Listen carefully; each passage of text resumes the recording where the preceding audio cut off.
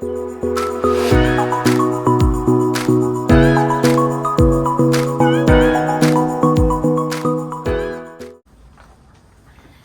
그래서 여기 역할. 그래서 여러분 이태준 작품의 여러분 이 달밤은 두 개만 기억하셔도 될 것 같아요. 어떤 거 기억하시면 되냐면 여러분 배경의 역할. 요거랑 그 다음에 두 번째는 뭘 기억하시냐면 서술자가 이 등장인물을 어떻게 바라보고 있는지. 그래서 여러분 서술자의 시선과 태도. 그러면 여러분 서술자의 시선과 태도는 우리는 기본적으로 누구를 찾아야 시선과 태도를 찾을 수 있을까? 서술자의 시선을 알고 서술자의 태도를 알려면 시점을 알아야지. 그치 얘들아? 서술자의 시점을 알아야 얘들아 이거를 찾아낼 수 있지 않을까? 그래서 이 작품에서 어떤 시점의 역할을 하고 있는지 이렇게 한번 찾아볼게. 자 그러면 여러분 우리 배경의 역할이 중요하다고 했으니까 자 1번 성북동. 여러분 성북동은 여러분 성북동 어디에 있는 동네인지 아세요? 서울에 있는 성북동. 서울이야 서울. 그러면 여러분 서울이면 우리는 무조건 도시네? 도시라고 생각을 해야 되는 거지. 자 그러면 성북동으로 이사를 와서 한 대여세 되었을까? 그러면 여러분 지금 뭔가 말하는 사람이 어떤 특성이라는 걸 알 수 있냐면 성북동으로 이사 온 지 얼마 안 됐다 라고 하는 정보를 우리는 얻어낼 수 있겠네. 그래서 여러분 성북동에 이사 온 지 얼마 안 된 사람이야. 자, 그날 밤 나는 여러분 나라고 얘기를 하고 있으니까 여러분 시점 무슨 시점이 나와야 돼요? 1인칭 시점 나와야 되죠. 그쵸? 그러면 이 나라고 하는 사람은 이사 온 지 얼마 안 됐고 그날 밤 나는 보던 신문을 머리맡에 던지고 누워서 새삼스럽게 여기도 정말 시골이로군 이라고 했다. 얘들아 도시를 뭐라고 생각을 한대요? 시골 같다라고 생각을 한대요. 그래서 여러분 시골 같다고 생각한다. 그러면 여러분은 여기서 그냥 같다고 생각하나 보다가 아니라 왜 이런 생각을 가지고 있지? 라고 생각해 봐야 되지 않을까? 왜 도시를 새 시골이라고 생각을 할까? 이걸 찾아보자. 자 여기 무엇 바깥이 껌껌한 걸 처음 보고 시냇물 소리와 쏴 하는 솔바람 소리를 처음 들어서가 아니래. 얘들아 자연 때문이 아니래. 그러면 시골 같다라고 생각한 이유는 자연 때문이라고 보는 게 아니네. 그러면 누구 때문인지 찾아봅시다. 자 황수건이라고 하는 사람을 이날 저녁에 처음 봤기 때문이다. 그러면 여러분 시골 같다라고 생각한 이유 누구 때문? 황수건 때문. 이 사람 때문에 시골 같다라고 생각을 한 거네. 그러면 나라고 하는 사람은 이 황수건에 대해서 시골 같다. 되게 얘들아 뭔가 시골 같다? 약간 기분 나쁜가? 약간 촌스럽다? 약간 이런 느낌일까? 이런 건지 한번 생각하면서 가보자. 자, 그의 말 몇 마디 사귀어보지 않아서 곧 못난이라는 게 생각나. 얘가 좀 약간 기분 나쁘다. 나는 여러분 이 황수건을 어떻게 인식을 하고 있냐면 얘가 못난이 같대. 너 참 못난이 같다라고 하면 기분 좋은 사람 사실걸? 자 여러분 기분 나쁘잖아요. 그러면 내가 황수건이라고 하는 사람을 못난이라고 받아들였을 때 이렇게 느끼고 있을 때 이게 여러분은 긍정인지 부정의 의미인지를 생각을 해봐야 될 것 같아. 자 이걸 찾아보면서 한번 봐보자. 이 못난이는 성북동의 산들보다 물들보다 조그마한 지름길보다도 더 나에게 성북동을 시골 같다라는 느낌을 만들었다. 이 사람을 보면 또 시골 같다라고 생각을 해요. 자 그 다음 다시 자 서울이라고 못난이가 없을 리는 없지만 대처에 일반적으로 못난이들이 거리에 나와서 행세를 하지 못하고 시골에서는 아무리 못난이더라도 마음 놓고 나와서 다니기 때문인지 못난이는 시골에만 있는 것처럼 흔히 시골에는 눈이 잘 띈다. 그리고 또 흔히 그는 태고때 사람처럼 아주 옛날 있는 한옛날 사람처럼 그 우둔하고 천진스러운 눈을 가지고 자기 동네에 처음 들어가는 손에게 일단 손이 누구예요? 손님이지. 그럼 여러분 여기 처음 들어온 손이 누구예요? 이사 온 지 얼마 안 된 나. 그럼 여러분 이게 나를 손이라고 표현을 하고 있네.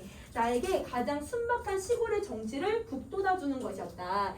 그러면 여러분 이 사람을 보니까 천진하고 얘가 되게 약간 우둔하고 그 다음에 이 사람 보니까 얘들아 나한테 되게 시골 같은 느낌을 계속 자아내고 있대. 근데 지금 막 꾸며주는 말들이나 수식하는 말이나 비유하는 말들을 보시면 이게 긍정적인 의미인 것 같아요? 아니면 부정적인 의미인 것 같아요? 부정의 의미는 아니야. 천진난만하고 얘들아 우둔하고 이건 되게 되게 순박한 사람이구나. 그러면 긍정적인 의미로 해석을 하고 있는 거야. 그러면 나는 기본적으로 황수건을 어떻게 인식하고 있냐면 아 긍정적으로 보고 있구나라는 걸 생각을 해주면 되는 거지. 자, 그 다음 다시 가볼게.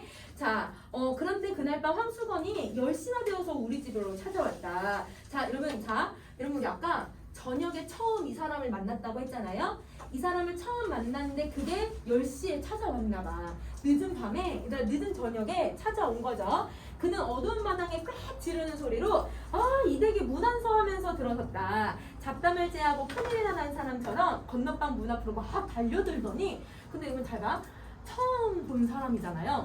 처음 이곳에 성북동에 와서 이사 온 지 닷새밖에 안 돼서 처음 왔는데 어떻게 하고 있어요? 처음 온 사람들 집을 늦은 시간에 와가지고 막 들어오는 거야. 좀 약간 얘들아 예의가 없는 것처럼 느껴져. 그치? 황수건에 대해서 좀 더 알아가 보자.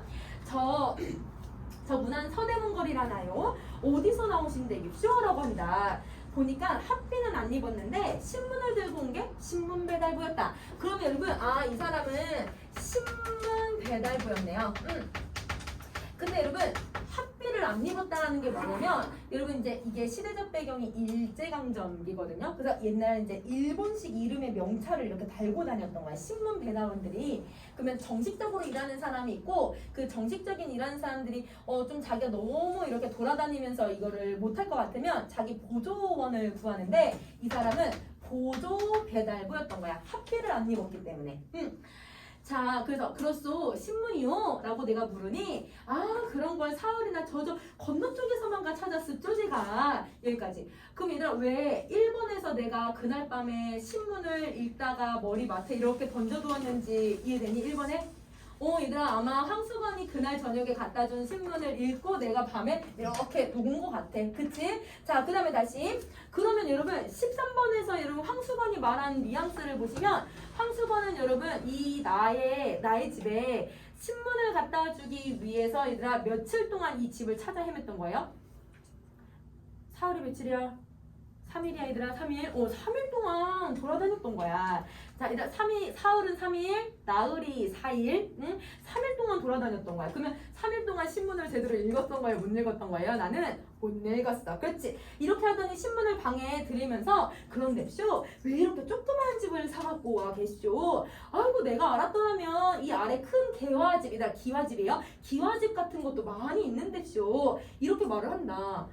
말이 너무 당황스러워서 유심히 그의 생김을 바라보니 눈에 얼른 두드러지는 게 빡빡 깎은 머리로 돼 보통 크다는 정도 이상으로 골이 크대. 대가리가 크네. 제대로 그러니까 머리가 엄청 커 보이는 거지. 그래서 그런데다 옆으로 보니까 짱구 대가리였다. 자, 여러분 지금 내가 계속 이 사람을 어떻게 서술을 해요? 지금 계속 관찰하면서 서술하죠. 그럼 얘들아 이 사람의 외양은 어떻고 말은 어떻게 하고 그럼 여러분 시점이 1인칭 관찰자 시점 돼야겠다. 그치? 그러면 여러분 나는 이 황수건에 대해서 잘 알아요? 몰라요? 잘 몰라요. 그래서 처음 본 사이고 잘 모르는 상태니까 이 사람의 외모는 어떻게 생겼나? 이 사람 말하는 게 뭔가? 막 이러면서 내가 지금 유심히 살펴보고 있는 거지. 자, 아이고 그렇소. 아무튼 집 찾는 게 참 수고했소. 이렇게 말을 하니 그는 큰 눈과 큰 입이 일찍에 희죽거리면서 머리쇼 이게 제 업인데요. 이렇게 날래 물러서지 않고 목을 길게 빼서 방안을 막 살펴. 처음 본 사람네 집의 방을. 그럼 이 사람은 눈치 1도 없네. 그럼 여러분 눈치가 없어. 그래서 여러분 처음 본 사람인데 왜 이렇게 작은 집을 사셨어요? 내가 알았다면 뭐도 하고 막 이렇게 얘기를 하고 있는 거죠. 자, 그리고 그 다음에 묻지도 않았는데 저는요 이 마을에 사는 황수건입니다. 이렇게 인사를 붙인다. 나도 깍듯이 내 성명을 배웠다. 그리고 또 싱글벙글 하면서 여기 댁에는 개가 없구만요 라고 한다. 개아직 없어. 개 그까짓 거 두지 마시오. 왜 그렇소? 신문 보는 집인데쇼. 개를 두지 말아야 합니다. 이게 되게 재밌는 말이다 라고 하고 나는 왜 그렇소? 라고 물어봤대. 그럼 얘들아 나는 이 사람이 되게 예의 없다, 무례하다 이렇게 생각을 해? 재미있다. 얘들아 되게 호기심 있는 눈으로 바라보는 거야. 그러면 여러분 나는 이 황수건에 대해서 관찰하면서 긍정적인 인식을 가지고 있고 더 나아가서 호기심을 가지고서 바라보고 있다. 이렇게 계속 찾아면서 글을 읽어주시면 되겠죠? 자, 그 다음 다시. 아이고 이 돌동네에 은행소 댕기는 집인데쇼. 망하지만 개가 하나 있는데 아이고 신문을 배달할 수가 있어야죠. 왜요? 막 깨물려고 하고 덤비는 걸 입시오 라고 한다. 말 같지 않아서 나는 웃기만 하니 그는 더욱 신을 낸다.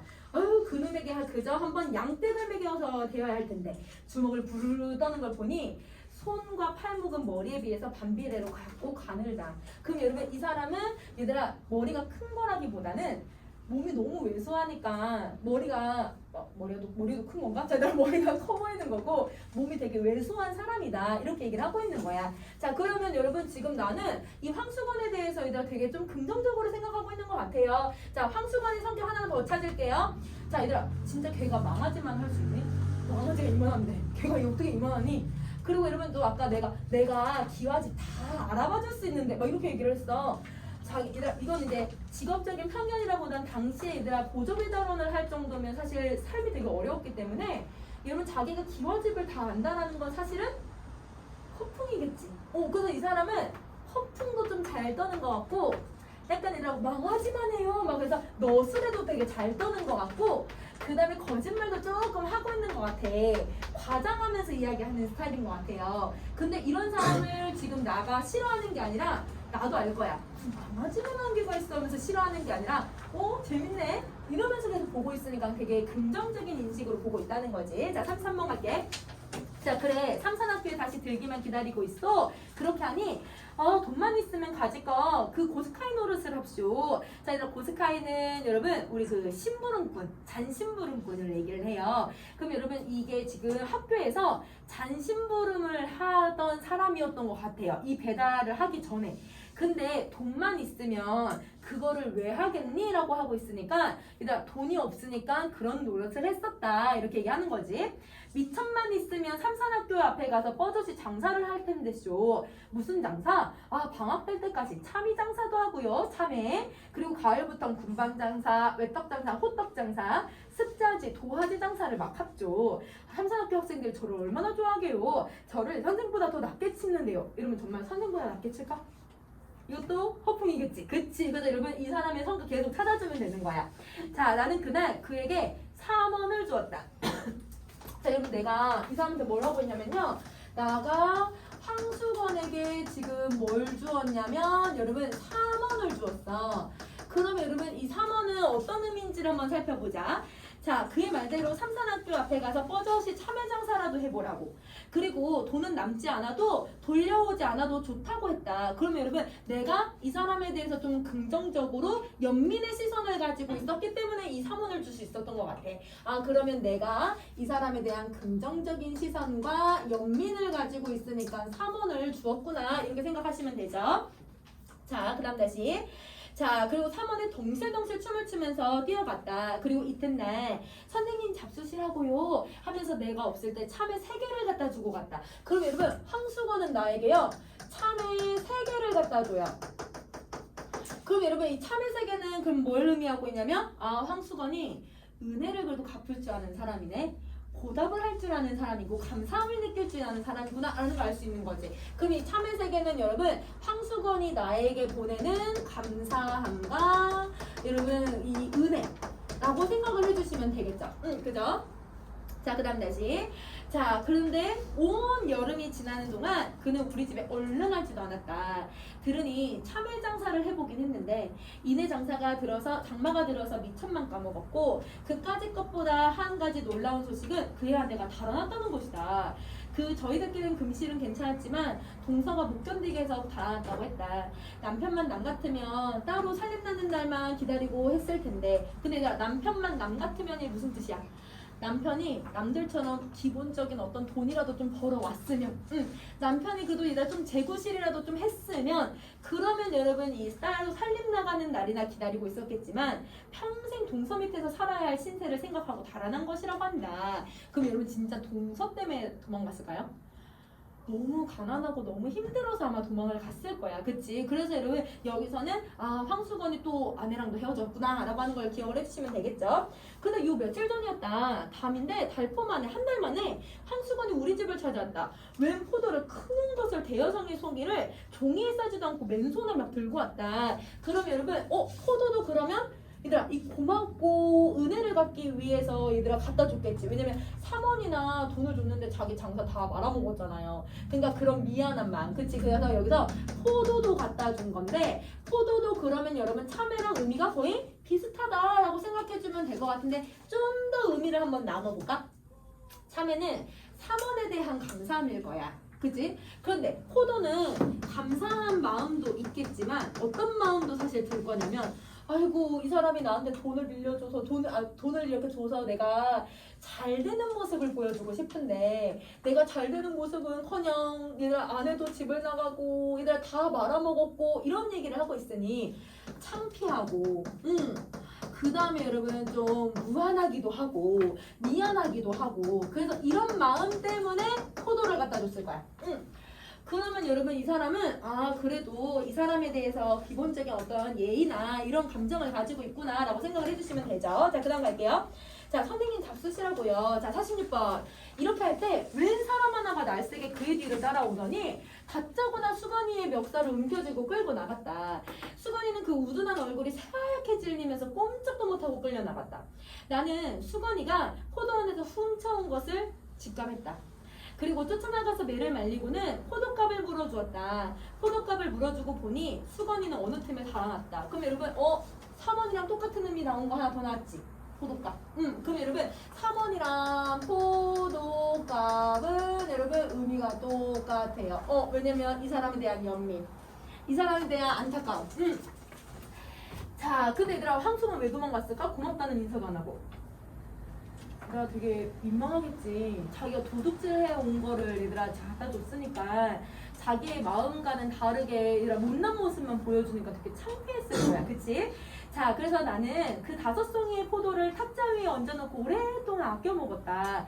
얘들아 이 아껴 먹은 거는 내가 이 황수건에 대한 아끼는 내 마음을 대신 표현하고 있는 거겠죠. 그죠? 자, 그래서 그의 은근한 순정의 열매를 먹듯 한 알을 가지고도 오랫동안 입안에서 불려서 먹었다. 자, 49번. 어제 나 문 안에 들어갔다 늦어서 돌아오는데 불빛 없는 성목종 길 위에 밝은 달빛이 길을 깐 듯하였다. 여러분 뭐가 나와요? 달밤이 나오네요. 밤에 달이 떠있는데 달이 비단을 깔아놓은 것만 같대. 근데 내가 우리 비단이 뭔가 빛을 바라면 반짝반짝반짝 빛나는 약간 그런 소재잖아. 그러니까 아마 지금 얘들아 달이 떠있는 이 밤의 풍경을 보시면요, 얘들아 되게 예쁠 것 같아. 얘들아 반짝반짝반짝 달빛이 있고 밤에 얘들아 아무도 없고 너무 조용하고 거기에다 성북동 도시에 얘들아 사람들이 이렇게 아무도 안 다니고 그런 한적하고 조용하고 그런 곳일 거야. 그러면 여러분 이 밤의 풍경은 되게 운치가 있는 그런 모습일 거거든. 그런데 그 다음을 볼게요. 자, 그런데 포도원께를 한번 올라오니까 누가 맑지도 못한 노래로 다케와 나미 나카 일본어로 노래를 부르네. 이 노래를 부르면서 큰 길을 좁다는 듯 휘적거리면서 내려왔다. 보니까 수건이 같았다. 근데 얘들아 이 노래에 여러분 그 내용을 한번 봐주세요. 노래 내용이 뭐예요? 술은 한숨인가 눈물인가 이렇게 얘기를 해. 그럼 얘들아 무슨 내용이냐면 술을 마시면서 한숨 한번 내쉬고 술을 마시면서 얘들아 눈물 한번 흘리고. 그럼 여러분 내가 한숨 쉬고 눈물 흘리고 있다라는 감정을 얘기하고 있는 거네. 그럼 여러분 황수건의 여러분 심리를 무엇으로 표현을 하고 있냐면 노래로 표현하고 있네. 그 노래는 얘들아 되게 뭔가 마음이 되게 울적하고 힘들대. 부정적인 모습을 가지고 있네. 그러면 여러분 자 지금 배경은 되게 뭔가 얘들아 운치 있는 예쁜 그런 모습인데 근데 얘들아 이 황수건의 심리는 되게 울적하고 되게 슬퍼요. 그러면 여러분 이게 지금 여러분 완전 어떤 모습으로 보여주냐면 대조되거나 아예 다르잖아요. 그러면 배경하고 심리하고 대조가 되면 여러분 우리가 어떤 효과를 만들어내요? 어떤 효과지 얘들아? 더 심리를 부각시켜버리지. 그치? 그래서 여러분 이거는 여러분 이 달밤은 황수건의 심리를 부각시키는 역할을 이 배경이 하고 있다. 이렇게 생각하면 돼. 배경이 하고 있다. 오케이. 자, 그 다음에 다시 할게. 자, 그래서 수건인가? 라고 하면서 내가 아는 체를 하려다가 그가 나를 보면 무안해 할 일이 생각났대. 얘들 무안해 할 일 뭐였지? 포도 훔친 거. 그치? 얘들아 포도 훔친 게 생각나니까. 그래서 휘 길을 아래로 내려가서 그 부분에 몸을 감추었다. 그럼 얘들아 내가 몸을 감춘 의도는 뭘까요? 내가 몸을 감춘 의도. 배려지. 그 사람을 위한 배려. 무안해할까봐. 이러면 그 사람이 혹시 나를 보고 뻘쭘해할까봐. 그래서 배려를 해주고 있다라고 생각해주면 돼. 자, 그는 길이 보이지도 않고 달만 쳐다보며 노래는 그 이상 외우지도 못하는 듯이 첫 줄 한 줄만 되풀이하면서 전에는 본 적이 없었는데 담배를 퍽퍽 빨면서 지나갔다. 달밤은 그에게도 참 유감인 것 같다. 그럼 여러분 지금 이 달밤에 얘들아 이 사람이 황수건이 뭘 하고 있냐면 담배도 피면서 간대요. 그러면 여러분 지금 담배라고 하는 애가 나왔는데 자 여러분 우리 이제 고전시가에서 술은 무슨 역할을 했지? 고전시가에서 술? 고전시가에서 술 흠취를 고조하고 또 하나요? 여러분 근심을 해소하는 역할을 했어요. 그쵸? 이 두 가지예요. 근데 소설에서는 술과 담배가 술이 흥취를 고조한다기보단 소설은 대부분 다 근심 해소야. 담배도 마찬가지야. 그래서 여러분 술하고 담배가 여러분 현대 소설에서는 근심 해소. 그러면 여러분 근심 해소인데 이게 정말 해소가 될까? 해소가 안 돼. 그래서 여러분 이거는 해소가 사실은 안 되죠. 그래서 여러분 사실은 근심을 부각하기 위해서 담배를 얘기하고 있다라고 생각해주면 될 것 같아. 그러면 여러분 이게 얘들아 노래랑 똑같은 역할을 하고 있지. 담배하고 노래하고 황수건의 심리를 부각시키고 있다 이렇게 생각하시면 돼요. 이 윙 하는 소리가 뭘까? 그치? 윙 하는 소리 나지 않니? 갑자기 그게 왜 나지? 자, 그 다음에 여러분 이렇게 해서 한번 보시면 여러분 우리 지금 이 배경의 역할은 아까 심리를 부각하고 있는 거 하나 찾아내긴 했는데요. 하나만 조금 더 찾아볼까? 얘들아 되게 이 배경이 더 막 얘들아 애상적인 느낌을 만들어내고 있는 것 같아. 그러면 여러분 애상적인 느낌을 만든다는 건 분위기를 형성한다 라고 해주시면 될 것 같고요. 자, 그 다음에 또 얘들아 이게 결말이거든? 근데 얘들 황수건 어떻게 됐을까? 알 수 없어. 응, 그치? 그러면 얘들아 결말을 알 수가 없게 만들고 이 배경으로 그냥 딱 끝나버렸으니까 그러니까 좀 더 얘들아 독자에게 여운을 주죠. 그래서 여러분 여기서는 여운을 만든다 이렇게 정리해주면 될 것 같아요. 여운을 만든다. 자, 그럼 우리 뒤에 정리 한번 해볼까 얘들아? 자, 뒤에 여러분 6쪽을 가세요.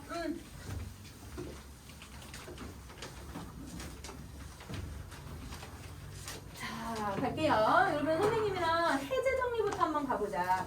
자, 여러분 해제 정리에 여러분 거기 아래다가 조금 읽으면서 정리 한번 해볼게. 이 작품은 못난이로 알려진 황수건이 이 삶에 대한 의지를 가지고 있음에도 불구하고 실패를 거듭하는 모습을 그린 이야기로 학교 급사에 대한 이야기, 아까 얘들아 그 고스카이라고 하는 거 있었잖아요. 고스카이 같은 역할을 했었고 신문 보조 배달원도 실패했고 우두라고 하는 얘들아 이게 이제 접종하는 게 있는데 그 접종하는 거에 대한 되게 무식한 모습을 보여주기도 하고 참외장사 이야기도 하고 포도 선물하는 일화를 중심으로 황수건의 성품을 드러내고 있다. 그럼 여러분 여기서 일화를 하나만 제시하는 게 아니라 여러 일화를 제시하지. 그치? 그러면 여기서 여러 일화를 나열하는 구성을 가지고 있네요. 그러면 그 여러 개의 일화들을 통해서 인물의 성격을 보여주고 있다는 거지. 근데 인물의 성격이 여러분 내가 이 사람은 어떻다라고 이 사람은 착하다 이 사람은 나쁘다 뭐 이렇게 대놓고 얘기를 해요? 다 관찰하고 있잖아요. 그래서 여러분 이 황수건의 성격을 되게 어떤 방식으로 드러내고 있냐면 간접적인 제시로 표현하고 있다. 이렇게 정리를 해주면 될 것 같아. 황수건의 성격을 되게 간접적인 제시로 표현한다. 황수건의 성격을 되게 간접적인 내용으로 표현한다. 자, 그러면 이렇게 정리하시고, 자, 아둔하고 무지하지만 순박한 황수건을 바라보는 서술자 나의 이 연민 어린 시선이 돋보인다. 우리 아까 여러분 서술자의 시선이 되게 중요하다고 했잖아요. 1인칭 관찰자 시점을 쓴 이유가 있어. 관찰을 하면서 이 사람에 대한 연민을 보여주려고. 그러면 여러분 관찰을 통한 여러분 상대방의 연민에 대한 감정을 드러낸다. 자, 근데 이 연민의 감정을 왜 드러내려고 할까? 여기서 여러분 이 연민의 감정을 드러내는 이 이유를 어디서 찾아보냐면 여러분 선생님이랑 7쪽을 한번 갈까? 여러분 7쪽에 시대적 배경이라고 맨 마지막 혹시 나와 있나요? 거기 시대적 배경을 보시면 밑에 얘들아 화살표 표시되어 있는 부분이 있을 거야. 있니? 자, 그거 선생님이랑 같이 한번 읽어보자. 1930년대 서울 성북동을 배경으로 무능력하고 가난한 황수건이 각박한 세상사에 부딪혀서 아픔을 겪는 모습을 연민의 시선으로 서술하고 있다. 즉 달밤은 일제라고 하는 시대적 상황이 빚어낸 현실의 고통을 암시하고 그 현실의 고통을 누구를 통해서 보여주는 걸까? 황수건이라고 하는 사람을 통해서 보여주고 그리고 인간적인 정이 사라져가는 세태에 대한 문제를 제기한 작품이라고 볼 수 있다. 그럼 여러분 당시에 인정이 메말라가고 있는 세태가 되게 심했대요. 근데 여러분 인정이 메말라 가요. 근데 여러분 인정이 이렇게 메말라가는 거와는 달리 서술자는 어떻게 사람을 보고 있어? 따뜻한 시선으로 사람을 보고 있지. 그러니까 여러분 이거를 대조시켜서 주제를 부각시킨다. 이렇게 생각을 해주자. 그러면 이거는 이제 서술자 이제 보기를 통해서 제시할 수도 있겠지만 이게 왜 이렇게 이 사람의 시선을 되게 중요시 여길까? 시점에서 왜 연민을 강조할까? 이게 바로 이런 내용 때문이구나 라고 생각을 해주면 될 것 같아. 자, 그러면 다시 얘들아 우리 해제 선생님 뒷부분 더 읽을게요. 내가 달밤의 황수건의 슬픔과 고독에서 인간적인 모습을 발견하고 그를 존중하는 마지막 장면이 유명하다. 자, 그럼 여러분 이 마지막 장면이 유명한 이유는 나도 여러분 뭘 하고 있냐면 황수건에 대해서 여러분 완전히 이해하고 황수건에 대한 이 사람에 대한 인간적인 면모를 이해하고 그래서 이렇게 여러분 맨 마지막에서 주제를 드러내기 위해서 이런 표현의 방식을 쓰고 있다. 이렇게 내용 정리해주면 될 것 같아.